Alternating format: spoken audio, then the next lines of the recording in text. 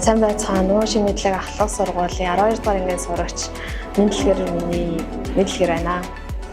Энэхүү туршилт нь болохоор эсэлтэн ангижрах уруул ба хийгээ таних. Яагаад энэхүү туршилтыг хийхээр сонгож байсан бэ?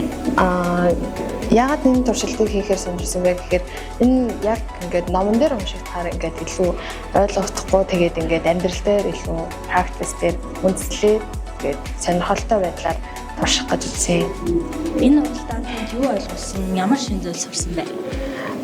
Хэрхэн дүлний өнгийг таних эсвэл хийг таних гэдэг олон талаас нь туршиж үзсэн болохоор энэ их мэдлэгтэйсэн. Энэхүү уралдаанд оролцсоноор химийн хичээлд илүү сонирхолтой, химийг илүү ойлгож чадсан болов уу? Мэдээж. Химстрop 2025 уралдаанд оролцсонд баярлалаа, амжилт хүсье. За баярлалаа.